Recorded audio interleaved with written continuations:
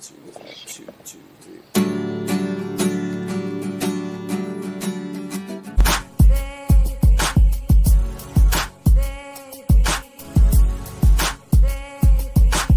What's happening, y'all? I'm Andrew. This is Coop. This is Mirror Music. And today we are going to talk about maybe one of the first song combinations I ever thought of when we were having this, discussing about what to do for this show. So this one is 3 years old, probably. It's because I'm super mindful about my Tupac rants, really more than anything. It's really not about you. It's really not about me. It's about Tupac. Today we are going to talk about mamas. I guess we should have done the show for Mother's Day, but close enough, right? This is about Tupac Shakur's Dear Mama and Merle Haggard's song Mama Tried, which actually, you know what? Say what you were going to say about being reverent of Tupac. Like, why is that? Not why are you reverent of Tupac, but like, why was that a concern in this particular context? I want to remind people to click like, share, and subscribe to our tribe. We're doing Yeah. wonderful stuff. Just because I feel like his name gets, I don't want to say abused because I don't think that's appropriate context. I think his name gets utilized too often and not for the betterment of his legacy necessarily. And so when I say I'm mindful of it, I try to make my thoughts about Tupac maybe more impactful than the typical person. Mm-hmm. And when I mean reverence, I mean I like to try to cover all aspects of him when I speak of him, Mm-hmm.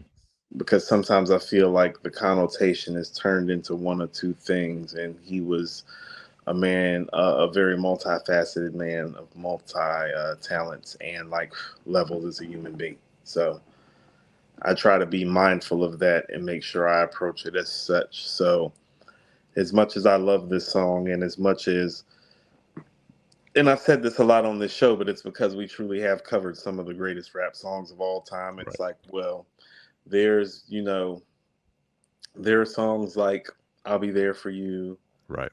and Award Tour. Even you could say One More Chance, Mm-hmm. remixed by Big, where it's like, oh no, it's in that hierarchy of greatest songs of all Right. time. But this song by Tupac is arguably the greatest rap song ever. Yeah. Like It has that argument for that. Yeah. it has a legitimate argument for that on all levels. Very few rap songs have that. The rap songs that have that are like Fight the Power, Cream, Nothing But a G Thing. That's what I'm saying. One More Chance remix is kind of like on that borderline to me. Right. You know what I mean? Where it's like, well, you could say that, but here's the thing. It's like, well, Dear Mama just, all the fly talk on One More Chance remix. It's like, Tupac is one of those people very much like DMX and a Scarface. It's like, well, he can kind of kill you by taking you through the mud. Like, he doesn't have to be like all flying glossy. It's like he can actually win, like, by making it gritty, by making it real, by making it raw. Mm-hmm. And this song it's beautiful, it's brilliant, it's poignant, it's painful, it's honest, it's tear jerking, it's so many things. Like I mean, it's not just one of the best, or arguably the best rap song ever. It's just one of the best songs ever. It's one of the better written pieces of work by an artist. And you'll love what I'm about to say. Part of why Tupac resonates so hard in this community and in others is because, well, as a writer, he very much writes music in a more traditional popular culture sense than in a rap sense, actually. Mm-hmm. Yeah. I heard that listening to it this time. One of the cool things about doing this show with you, and one of the cool things about working with the Hip Hop Talks crew as well, is that I have a much larger context for things now than I did when we first started this. I'm hearing things now that I didn't hear 3 years ago. Me too. Right. So, like, Mhm. while I sort of poked fun, not just tonight, but repeatedly over the past 3 years about you not liking country music and not wanting to discuss a country song particularly, there is I think we can do it better justice tonight or this time than I could have 3 years ago. Does that make sense? So I do think, I mean, at least for me, because of my knowledge by proxy of you, essentially, and what you have shared with me about the chords, the rhythms, the cadence, and just the fundamental ideologies of music from popular white music, my appreciation for this song is more immediate, is what I really noticed. It's like, oh no, I only needed to hear it one time before I texted you back. Like the song's only 2 minutes and 14 seconds Yes, long. I was texting you back in 3 minutes. You know what I'm saying? I was like, oh no, I'm like, you're right. This record's amazing. And I could hear everything about it that was amazing immediately. Yeah. And that's a really cool experience too, and we'll talk more about these songs soon too, but like It's cool. this song Mama Tried by Merle Haggard, many of the things that you said about Tupac's Dear Mama in country music land, this song is one of those. Like if you wanted to argue this is one of the greatest country songs that's ever been made, you could make that argument. It belongs on that list okay. with you know Walk the Line by Johnny Cash and Jolene and with by Dolly and like those kind of songs. It is way up in the pantheon. Now I will say this: we did do Jolene, so it's not like I've been country music oblivious. We did do Jolene. Yes, we have done some. We have done some, and we did the Dixie Chick song too. But this is right. The Chicks, right? The Chicks. Yeah. Okay, so this is what I mean about being mindful, and this is where my growth has come even with this. Well, you know, when you handed me this, you know, the name of the group is Merle Haggard, and so my immediately thought, it's like, I'm not doing anything. I knew that's why Tupac I was kind of, next to something named Merle Haggard. No, it's just him though. That's like his name, not it's not feels like a group of people that quite frankly could possibly lynch a man named Tupac. So it's not. No, it does have, and that is his name. Like this is not like that's not like a stage name or whatever. But here we go. And he's from Bakersfield, California. California. Mm-hmm. Yeah. So the California connection is also part of this too. Not just both of the songs are.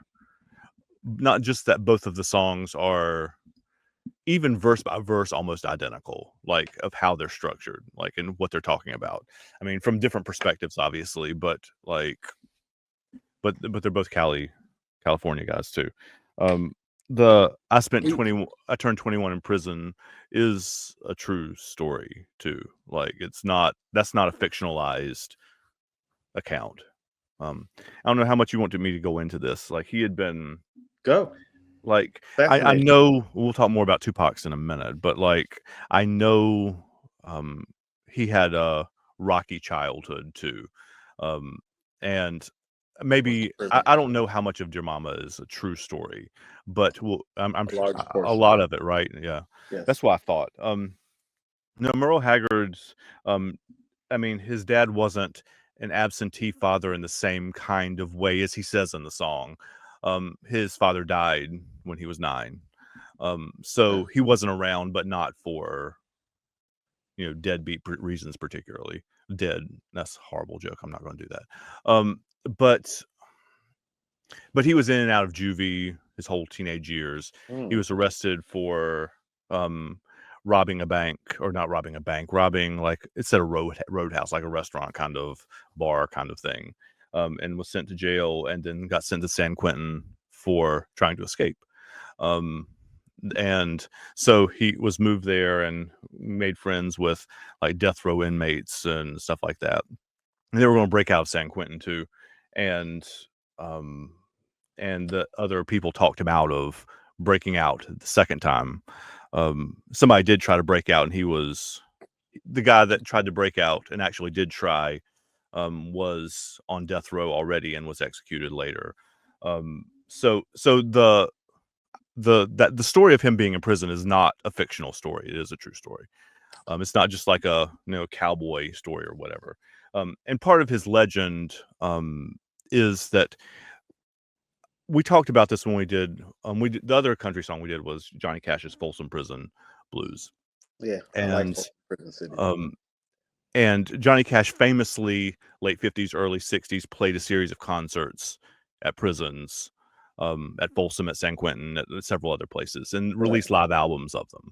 And part of the legend of both this song and of Merle Haggard is that he was in San Quentin when Johnny Cash played one of those shows and attended one of those shows and decided he wanted to be a country singer after attending Johnny Cash show in San Quentin. Okay, so when did his career begin? After he got out, he here, hold on, let me look. I want to make sure I'm telling you correctly. He got out in 1960. He started playing shortly thereafter. But like late 60s is when it started. How old was he? Is what I'm saying. Do what? How old was he? Is what I'm saying. Let's see. He was born in 1937. 23, 24? Yeah. Yeah, so 57. He tried to, it was caught. So yeah, he was 21. He turned 21 in prison. Yeah. Okay. That's a true fact. Little hyperbole with the life with no parole. Yeah, the life with no parole part is just the poetic license part, but so okay, so I'll tell you what. So like you know the phrase game recognize game, right? Yeah. Well, pain recognized pain too. So it's like when I heard this song, the first thing I immediately thought, I was like, oh man, this guy's a little thugged out for a country singer. It's a little thug. He had a really rough. No, you can kind of hear it. That's why I'm saying it's one of those things. It's like, oh no, I could hear the pain in his voice, kind of like the same way you can hear the pain in Tupac's voice from the things that he's seen and that he's been through. And so I immediately got the comp off just the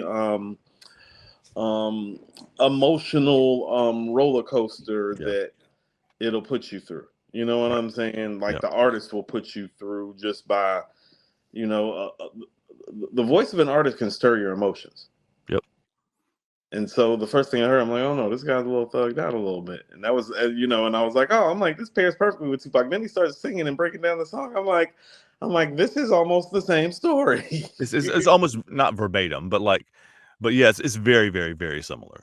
No, the songs and the stories are eerily similar. And I'll tell you what. And so here were some of my thoughts. Like, first of all, a lot of people, and this is what I mean about reverencing him properly. Mm-hmm. A lot of people do not know that Tupac was a music fan, not just a hip hop guy. And so immediately when I heard this song, I thought to myself, has Tupac heard this song? And I would not be shocked at all. And did this song influence, him making this record? Because, and I've said this before when talking about him, well, he was a big Prince fan. And actually on his real breakout single, which is I Get Around, he talks about, he briefly says, now everybody's looking for the ladder, which is a record off of, it's actually the last record on Around the World in a Day, which is the record right after Purple Rain, the album right after Purple Rain. And so he's been known to reverence and reference artists from the past. And, there are no ideas original. So some of my thoughts were like, oh, well, I wonder if Tupac actually heard this song when he was alive. Another quick sidebar. So I actually work with somebody. And we're actually friends. He's a friend of mine. He's from Vegas and Chicago. He was in the hospital when Tupac died. And he actually just told me the story for the first time this weekend about what it was like. Like he was, like the doctors had said he was okay. And then they came back a few minutes later and said he was gone. But he was talking all the way up until the end. Just a quick sidebar. But I actually know somebody that was literally in the Las Vegas hospital. That was there when he died. Just, circumstance by chance.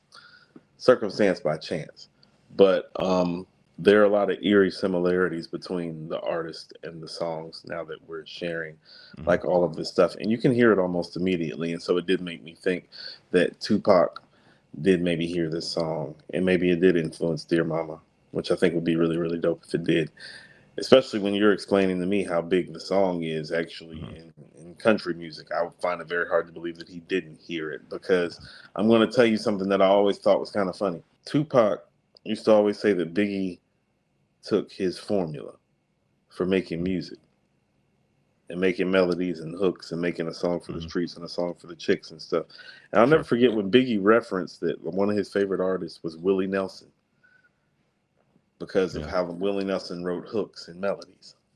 And I'm thinking, like, well, who introduced Biggie to Willie Nelson? There's a chance it could have been Tupac. Yeah. That would not surprise me at all. Tupac was into the arts. Like, he was an actor too. You know what I'm saying? Like, rap wasn't the only thing. And so all of this just made me think all of these things when you sent me that we were doing this record. The Bakersfield thing, they call it a Bakersfield sound too. Like, it wasn't just him being from there. And he wasn't a member, Merle Haggard wasn't a member of a collective called the Highwaymen in the 70s and 80s. That was Christopherson and Cash and Waylon Jennings and Willie Nelson. But they were all like out. Oh, he's part of that collective. So everybody kind of knows each other. It's kind of is like, he's not like part of that group, not officially like singing on the albums or whatever, but like friends and like colleagues and whatever. Yeah.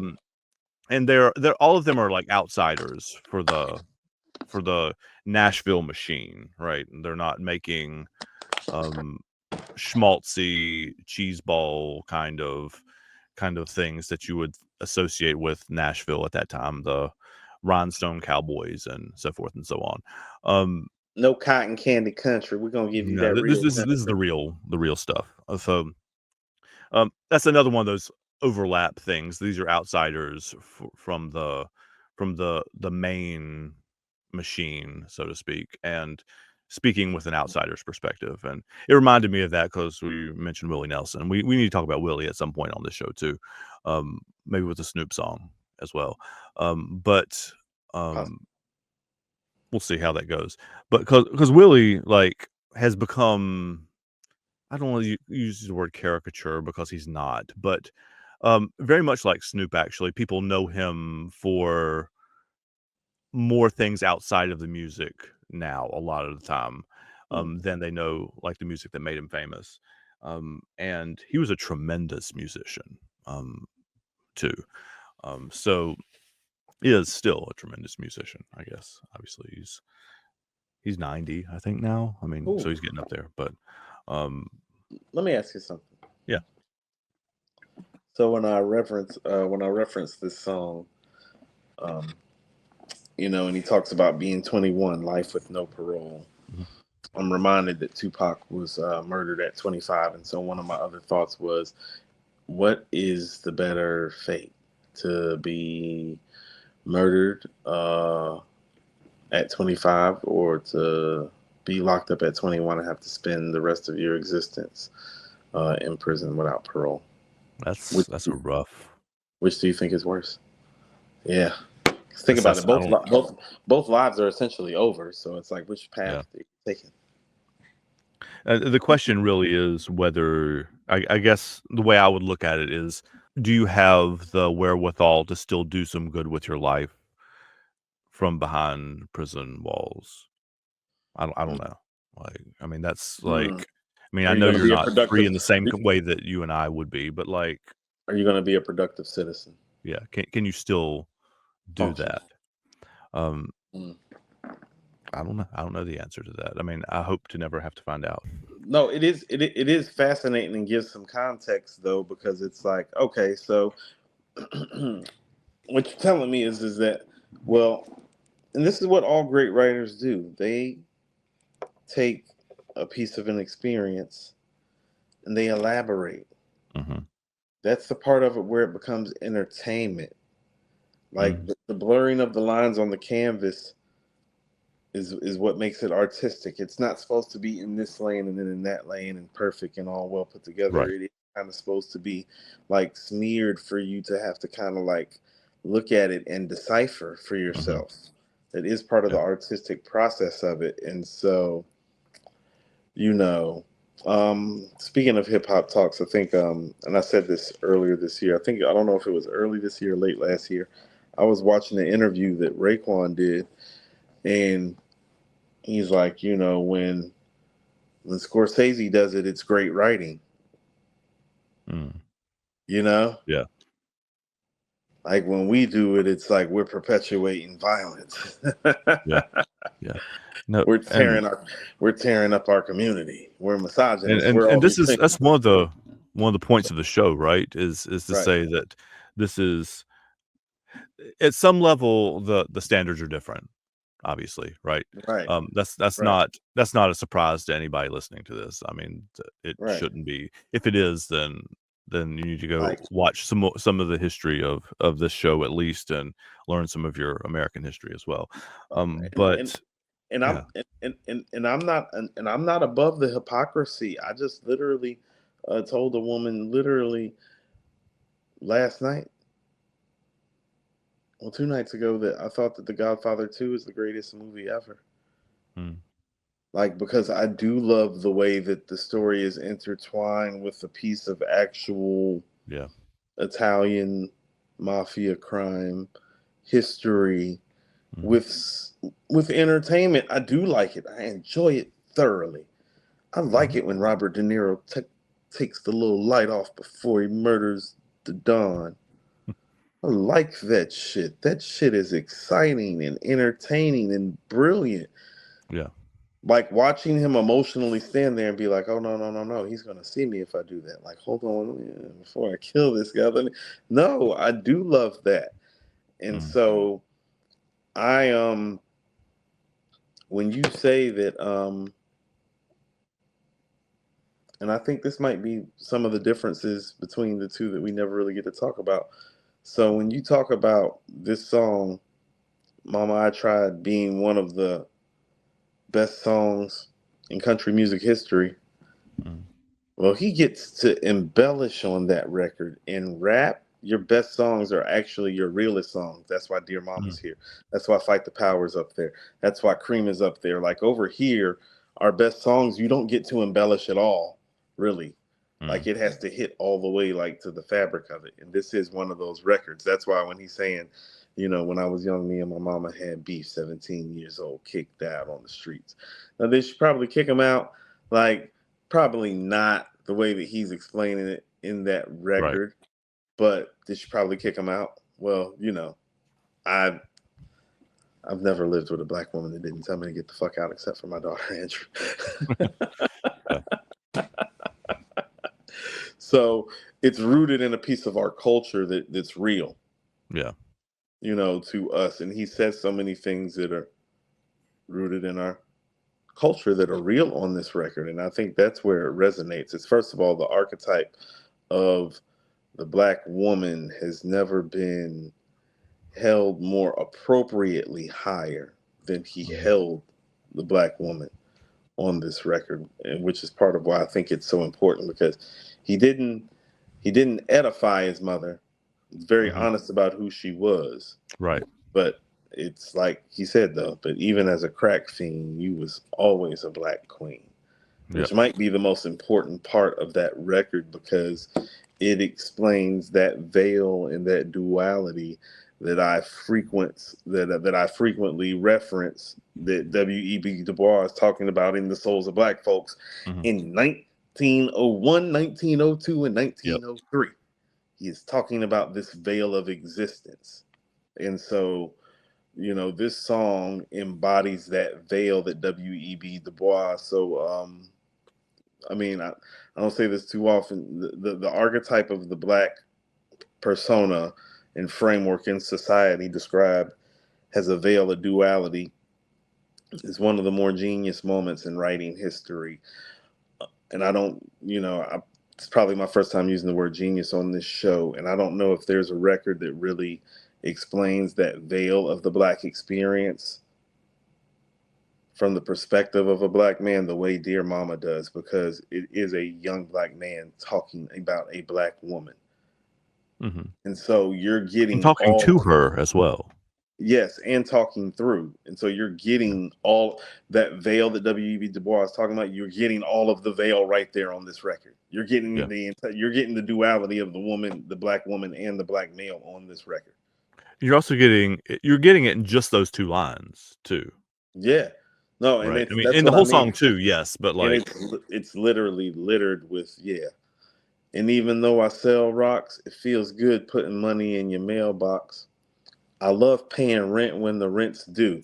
Hold on. Touch point. Touch point. I love paying rent when the rent's due. That's a fabric and a piece of black psychology that people don't understand.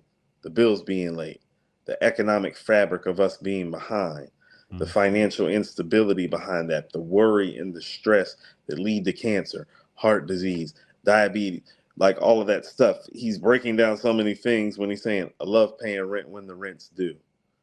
Oh, as a black man that was being raised by a black woman at the time, while I was watching her struggle to pay the rent every month, mm, while I was not old enough to have a job.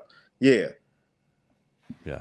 So when he's saying I love paying rent when the rent's due, it's like, oh no, that's touching the piece of the black fabric of society that's like way, way heavier than it just being a dope ass bar. Yeah. Like Exactly. it's that too. Like it's that too. But it's so deeper, and this song just cuts as deep as any, but it cuts with simplicity. It doesn't cut with Mhm. like, Both of them do. Yeah. yeah, it doesn't cut with, some sort of bar seminar, or like hit you with all of these metaphors that describe the river and the crevice of the black woman's mind. It's like, no, it's just like, shit's fucked up here, but I'm glad that I got you, you know? Yeah. Yeah.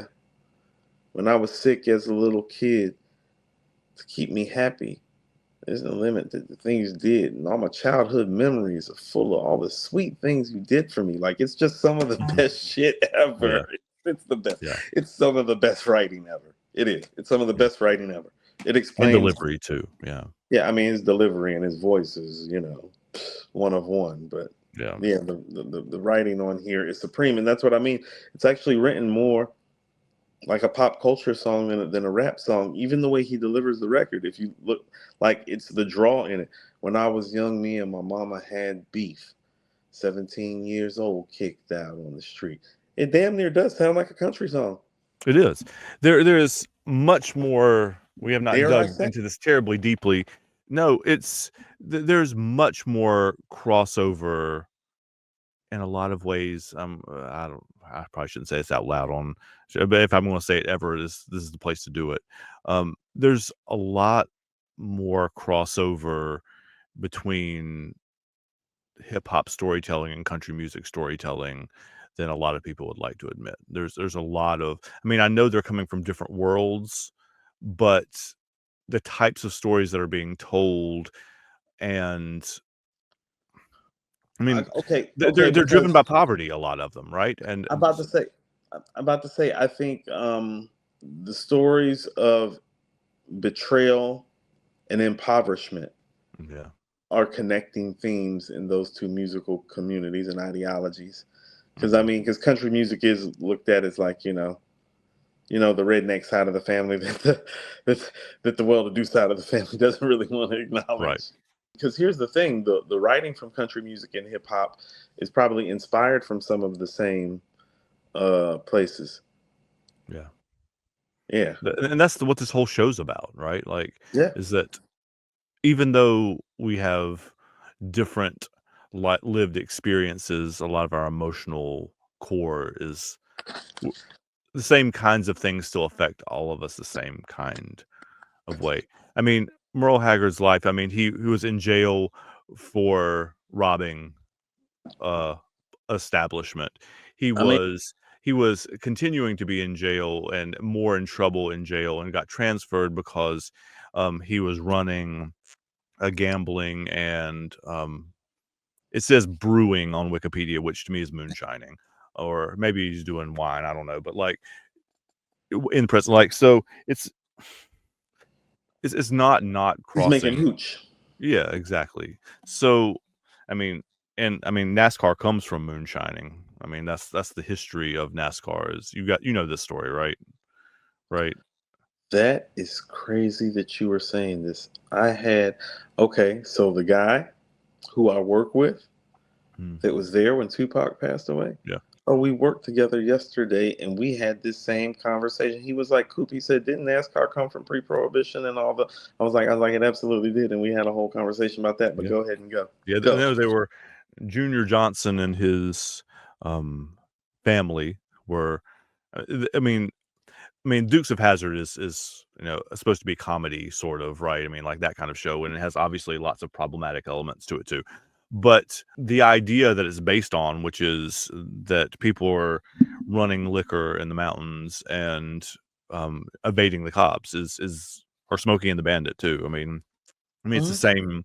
That's where NASCAR comes from. Like the people who were the original stars of NASCAR learned how to drive by By evading running from the cops on police. mountain roads. Yeah, Yes. Yes.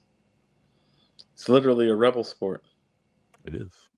Yeah. Um, and so both of these musical styles come, I think, at the root from outside. Rock and roll does too. I mean, it comes from outsiders, people who don't fit in with the mainstream culture and So are what? So pulling the from that. greatest. So the greatest trick in American history is making impoverished white people feel like it is black people that cost them everything because Yep. our racial problems exist. We know it exists in the elitist class in ways that we can't see.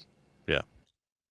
It's the elitist class, the elitist white class ability to get the low income level whites to buy into the fabric of that. Because Mm. here's the thing about it, all those NASCAR lovers and all those NASCAR people were much like black people. If you only knew your own fucking history, you would invite every black person into the gate with open arms because you would understand, well, your whole sport exists and comes from a rebellious place, much like my people. It's Yeah. actually very similar. Yeah. It's actually very similar. You We're know what all I down the mean? dirt together, man. Right, Yeah. but you don't even know your own fucking history. You Yeah. actually think this is some white people shit. No, these are the white people that actually didn't like the establishment. Yeah. Hello. And so when you turn around and don't know your history, well, this is how they get you because well, you don't understand. NASCAR is actually an anti-white establishment. Mm. That's how it was started off as. It's anti-establishment. Yeah. Anti-government, Anti, anti-rules, yeah, yeah. anti rules, anti all that. But because you don't know your own fucking history, you will indoctrinate yourself into corporate white America, Yeah. you know, and forget like all the ideologies that are the basis and the fundamental fabric of which you started. And so having racial issues in NASCAR ever is literally some of the dumbest shit ever. That's how you know racism is real because it should never even Yeah. get to those people. And No, and that's why we have to have this show. I I mean, do mean those people. yeah, that's why we have to have this show because most of the people who would say that they are Merle Haggard fans, I would imagine, um, some of them would not say very kind things about black people, I would imagine. Correct. From like country music fans from the 70s, like not the Highwaymen people, not the Cash and Willie and I get what you're Waylon saying. and like I know not what them, you're saying. but like many, you know what I'm saying, and or Dolly either. We're not gonna loop Dolly Parton in with any of this. Dolly Parton is an I'd love, icon. I'd love to loop Dolly Parton in. Yeah. That's a different kind of looping, brother. We should really, because we've been doing this show long enough. Because when you said, this is why we're doing this show. When you said that, I thought to myself, what we probably need to do at this point, and I'm not saying we should put any sort of hiatus on recording, but I think we need to put an actual, real emphasis on going back through our episodes and like watching them and really chopping up some of this stuff and putting it back out. Because here's the thing, I think that we're doing the right thing, but I don't Mhm. think enough people have heard it. Because what really happens and what's really special about this show to me is that, well, we always get to these points organically. Yeah, exactly. That's the part people need to see, though. Yeah. they need to see that moment where we organically go somewhere like, but what the fuck? Yeah, exactly. Like, no, but people need to see it. Like, because then it becomes, because it's deeper than watching the show. And I think for this show, I think maybe our growth is going to be in the aha moments that we've actually already had. Yeah. Because I And think they're there. Because when you said all of that, it made me go, aha. And then I thought to myself, damn, how many times has this dude done this to me the last 3 years? I'm a professional educator, Mr. Right. Where I've been like, aha. Yeah. Make me think about something. It's crazy. You know, that's not allowed in Atlanta. That's almost illegal here. They're like trying to pass some legislation that if you actually think freely down here, it's crazy. Uh, So with that being said, yeah, once again, and you know, and here's the funny thing too, and this is what I mean. This is the perfect time to do this song too, because, well, all the other songs that are on that list do have some sort of contextual or biographical juxtaposition. mm, These songs are kind of like literally in the same fast lane, driving down the same super highway together. Yep. Yeah. And they both are very short and sweet and to the point. hmm Neither one of these songs is too long. And they're structured the same way too. They start with when I was young. I mean, right at the beginning, and then Oh, talking about their like childhood or their growing up, and then the second verse is at least starts with their dads not being around or whatever, and then the last part. I mean, I might be stretching a little bit, but like the way it's organized is similar too. yes. And also too, in some reality driven world, if I'm not mistaken, Tupac's in prison at 21, 22 for the I rape don't know that charge. I knew he was in prison, but I didn't know at what age. Yes, so he died at 25, and so that was 1996.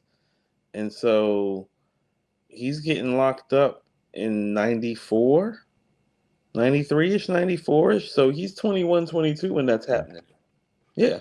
So they were in prison at the same age too. Yeah. So yeah, that's what I mean. It's just like, oh no, same song, like having similar life experiences too, now that Mhm. you've broken down the life part of it.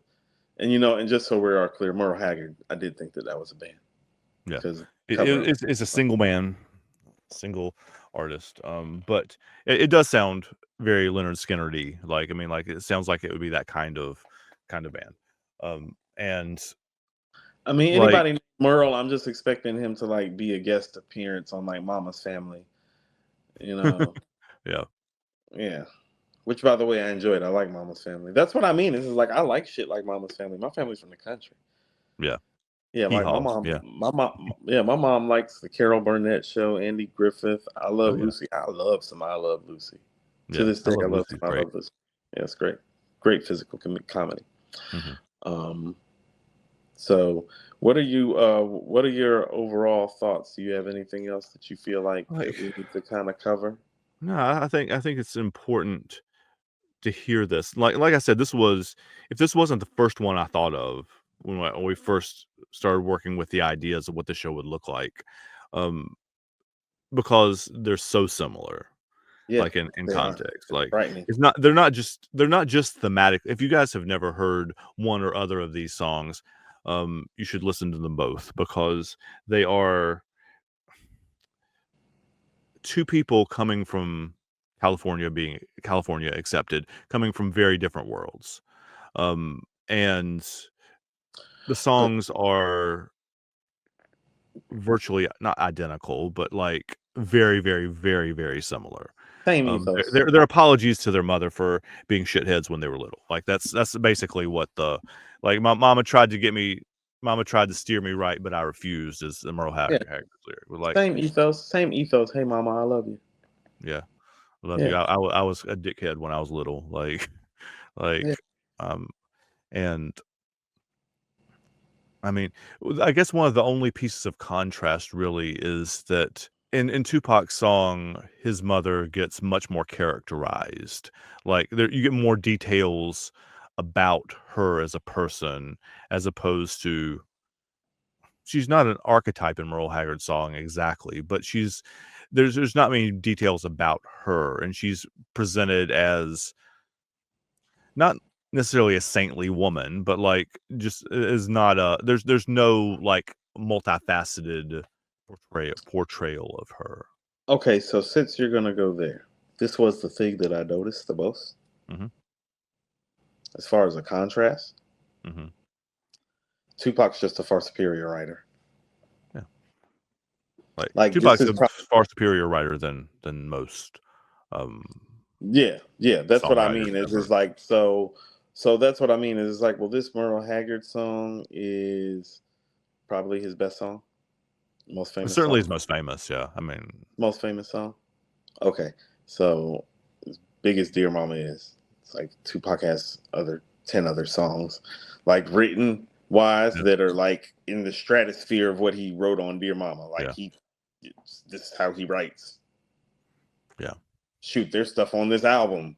The same album that's got Dear Mama on it. There's writing. The writing on So Many Tears and Death Around the Corner is very much on the same level as Dear Mama. And so I think the best way to describe Tupac as a writer to a white audience would be he's actually a mix of Lennon and McCarthy. Like he has McCarthy's melody and McCartney. Yeah, harmony ability. McCartney, I'm sorry. yeah. It's okay. Yeah, it's late.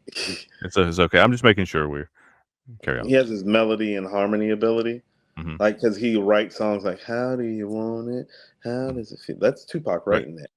But he also has that social consciousness that like Lennon Yeah. had. And so That's like, a as a writer, great comparison. I love that. right. So as a writer, he is somewhere in between the two of them, where it's like where the melody meets the social consciousness. And that's why he's so impactful as a writer, because it's like, well, when you can be socially conscious and be melodic and rhythmic at the same, And pretty not many fucking people have pulled that off. yeah, you're pretty dangerous, because it's like in terms of like those all-time great writers, his sense of melody is as great as any rapper's has ever been. Yeah, I For agree. one. Yeah, I don't know if I've said this on the show before. I mean, we've done multiple of his songs now. Mhm. I was more familiar with his biggest hits and the melodicism of his biggest hits than I was with any other rappers before we started the show. Like Mhm. they are the biggest crossover hits to me, like in my awareness anyway. Yeah. So and we've Mhm. I done Keep Your Head Up, we've done My Block, we've done California Love, think we've done I Get Around too, we and Changes. We did and Changes Changes. too. Yeah, There's more so to do.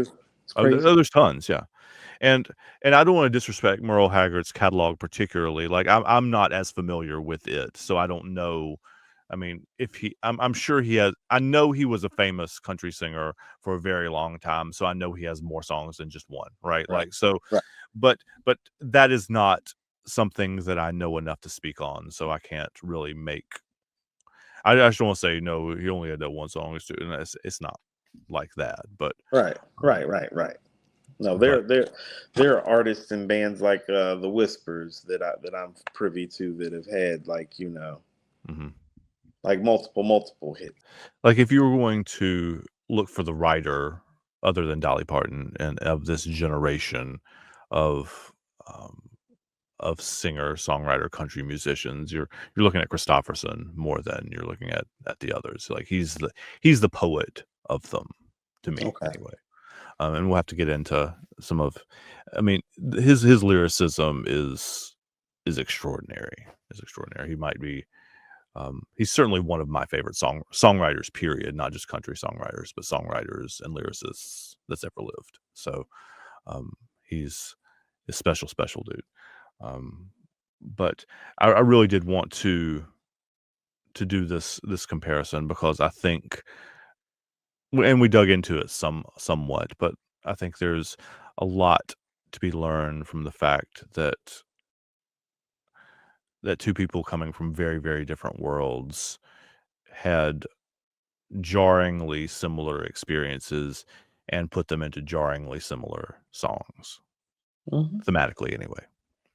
Yeah, I mean, like you and I talk about, it's like, well, The things that separate us, well, the more you start unpacking it, you start realizing, oh no, the separation is intentional. And then Yeah. when you realize the separation is intentional, it's like, well, do you want to be separate still? People got to start making choices, but the unpacking takes place right there. So, I'm not surprised by it because it's like, well, we've been unpacking this for 3 years now, and every time we unpack it, it's like no matter what, no matter where we travel, no matter what size the suitcase is, we end up unpacking the bag, Yeah. and it looks frighteningly similar every time, which is, oh no, you start seeing what the problems really are, and that's just the best place Yeah. that I can leave it at. It's like, oh no, you start seeing the Some problems are when you some of start it's just having, human experience, right? yeah, some of it is just Right. humans, So yeah, we choosing. yeah, there's I think this captures what you just said captures what we're trying to do here. And I debated whether to put this piece of information in here, but the difference is, which I think brings one of our larger points home too, is that um, Tupac was castigated largely by mainstream white culture for a lot of his adult life. Like, I mean, he was he was used, um, not in the same way NWA was, but he was definitely used as a dangerous black man Hmm. kind of thing. Hmm. Um, and um, and President Reagan pardoned Mr. Haggard of all of his previous crimes, and expunged his record, and so that is a contrast too, right? That's another where same experiences, different Right. One results. guy gets pardoned, the other person has C. Dolores Tucker and Bob Dole up his ass. Yeah.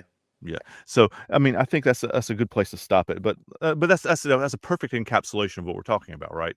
Yeah. So That's there's that, it's the dichotomy the of dichotomy. experience. There it is. Yep. That's the dichotomy. So, That's the dichotomy and separation of the experiences. It's just like, mm, hold on. Reagan expunged that shit? yeah. It's like, yeah. It's like, did he have sex with that black girl? It's like, yep, send his ass to prison. All right, gotta Yeah. go, everybody. Take care, y'all. This has been Merle Haggard's "Mama Tried" and Tupac's "Dear Mama." Two of the great songs that have ever been, Absolutely. and very similar to boot. Um, see y'all next time. Take care. Later.